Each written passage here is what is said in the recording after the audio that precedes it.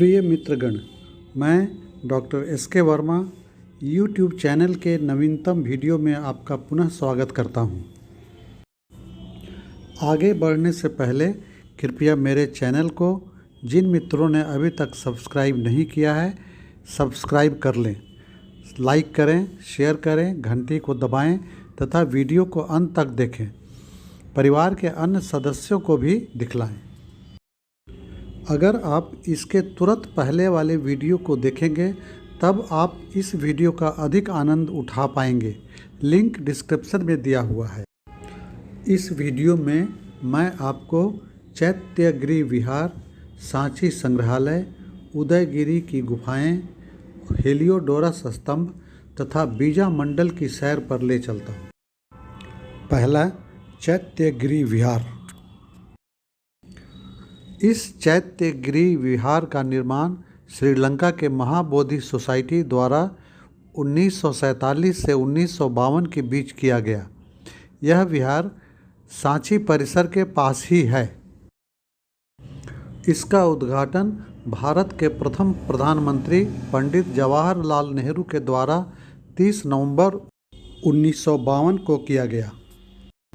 यह एक भव्य इमारत है। इसमें भगवान बुद्ध के प्रथम 2 शिष्य सारिपुत्र तथा मुद्गलायन के पवित्र अवशेष रखे हुए हैं। इस विहार में भगवान बुद्ध की प्रतिमा रखी हुई है तथा भगवान बुद्ध के दोनों तरफ सारिपुत्र तथा मुद्गलायन की प्रतिमा है। केरल से एक विद्यार्थियों का ग्रुप सांची की सैर पर आया था। उन लोगों ने मुझसे चित्र लेने का आग्रह किया। साथ में बाईं तरफ मेरी पत्नी रेनू बैठी है।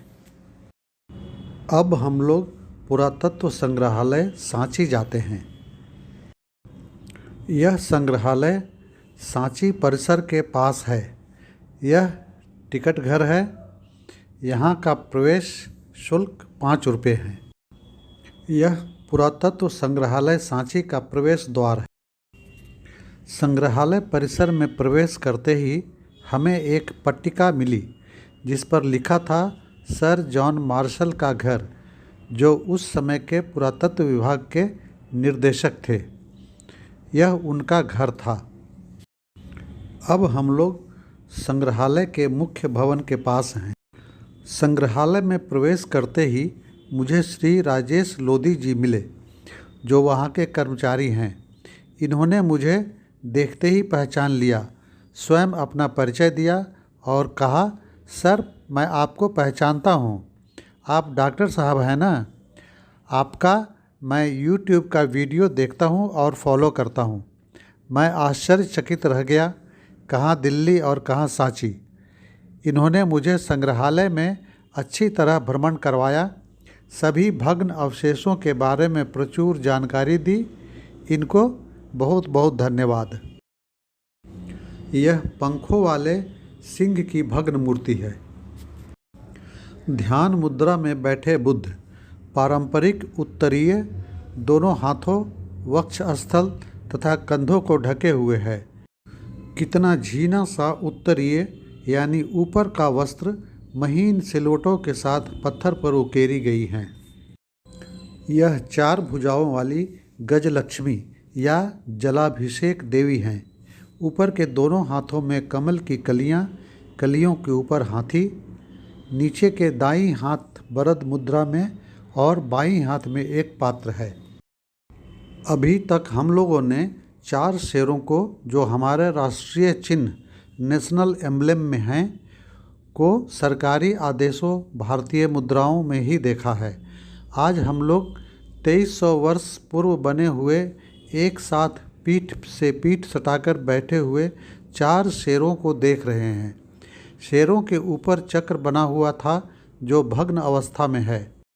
शेर के पैर के नीचे बत्तखों तथा अन्य पशु पक्षियों के चित्र हैं। यहाँ मैं यह स्पष्ट कर दूं कि हमारे राष्ट्रीय चिन्ह पर बने शेरों की मूर्तियाँ तथा चक्र सांची के अशोक स्तंभ का नहीं, बल्कि वाराणसी के पास सारनाथ के अशोक स्तंभ का है। अब आप 4 दहाड़ते हुए शेरों को देख रहे हैं। जिसकी प्रतिमूर्ति नए संसद भवन के ऊपर बनाई गई है। यह अशोक कालीन स्तंभ का एक भाग है जिस पर ब्राह्मी लिपि में राजाज्ञा उत्कीर्ण है कि जो भिक्षु भिक्षुणी संघ के नियमों का पालन नहीं करेगा उसे श्वेत वस्त्र पहनाकर संघ से निकाल दिया जाएगा। यह प्रतीकात्मक स्तूप है। नीचे में दोहरी पट्टियों में कमल पुष्प बने हुए हैं।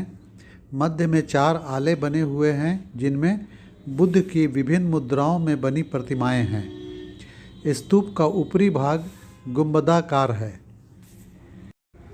ये उपकरण तथा हथियार हैं जो खुदाई में मिले। वीडियो को रोककर आप इनके बारे में जान सकते हैं। आगे के 3 चित्र 1912 में सांची परिसर को दर्शाती है। सांची स्तूप, पास का मंदिर, बिहार संख्या 46 का मंदिर। आगे के 7 चित्र 1912 में रायसेन जिले में पाए गए अन्य स्तूपों के हैं। ये सभी चित्र सांची संग्रहालय में हैं। इन भग्न स्तूपों को देखकर यह अनुमान लगाया जा सकता है कि कितना विशाल क्षेत्र रहा होगा, कितने भव्य विहार रहे होंगे। बौद्ध भिक्षुओं तथा आचार्यों से भरा ये परिसर कितने गुंजायमान रहे होंगे। संग्रहालय के खुले प्रांगण में प्रदर्शित बौद्ध स्तूप के अवशेष, स्तंभ एवं छत्र को निकटवर्ती जिले सिहार के पंगुरिया नामक प्राचीन बौद्ध स्थल से लाया गया। मूल स्तूप ईस्वी पूर्व 3री शताब्दी में बनाया गया था। यह छत्र एवं स्तंभ वहां बिखरे पड़े थे। इन स्तूप के अवशेषों को देखकर यह अनुमान लगाना कठिन नहीं है कि अपने मूल रूप में यह सांची के मुख्य स्तूप से भी विशाल रहा होगा। सांची पुरातत्व संग्रहालय से करीब 8 किलोमीटर दूर उदयगिरी की गुफाएं देखने हम लोग गुफा के पास पहुँचे। यहाँ प्रति व्यक्ति 25 रुपये की दर से टिकट लिया। अंदर प्रवेश के बाद घने बांस की झुरमुटों से आच्छादित रास्ता। दाईं तरफ वह पहाड़ी जिसमें गुफाएं बनाई गई थीं। उदयगिरी में पत्थरों को काटकर 20 गुफाएं बनाई गई हैं। पेड़ों की जड़ें भोजन के लिए नीचे धरती पर आती हुई। एक गुफा जिसकी बाहरी दीवार पर दुर्गा जी की प्रतिमा। गुफा क्रमांक 5 में भगवान विष्णु के वराह अवतार की एक प्रतिमा है। कथा इस प्रकार है कि जब दानव हिरण्याक्ष पृथ्वी को गहरे पानी में लेकर चला गया था, तब भगवान विष्णु वराह अर्थात सूअर का अवतार लिया और दानव को मारकर भूदेवी यानी पृथ्वी की रक्षा की। हाल के वर्षों में सुरक्षा के कारण इन्हें जालियों से बंद कर दिया गया है, जिसके कारण अंदर का चित्र लेना संभव नहीं हो पाया। अब हम लोग पहाड़ी पर थोड़ी ऊपर जा रहे हैं। भगवान विष्णु शेष नाग शैया पर सोए हुए हैं। यह एक अन्य खुली हुई गुफा क्रमांक संख्या 14। इस गुफा में भगवान गणेश की प्रतिमा। अब हम लोग पहाड़ी के ऊपर आ गए हैं। आप यहाँ से विहंगम दृश्य का आनंद लीजिए। उदयगिरी को पहले नीचयगिरी के नाम से जाना जाता था। कालिदास ने इसे इसी नाम से संबोधित किया था। 10वीं शताब्दी में राजा भोज के पौत्र उदयादित्य ने इसे अपना नाम दिया। क्षितिज के पास आप विदिशा शहर देख रहे हैं। यहाँ से हम लोग बेसनगर स्थित हेलियोडोरस कॉलम या खाम बाबा जाएंगे। कृपया साथ बने रहें। हेलियोडोरस स्तंभ को खाम बाबा भी कहते हैं। खाम खंभा का अपभ्रंश रूप है। खंभा स्तंभ को कहते हैं। यह हेलियोडोरस स्तंभ 20 फीट 7 इंच लंबा है। यह इस क्षेत्र की प्राचीन राजधानी बेसनगर में स्थित है। प्राचीन बेसनगर में ही उज्जैन जाते समय सम्राट अशोक रुके थे। वे अपने पिता सम्राट बिंदुसार के समय में उज्जैन के गवर्नर थे। एक शिला पट्टिका पर लिखे लेख के अनुसार ग्रीस के राजा का राजदूत हेलियोडोरस राजा भागभद्र के दरबार में था।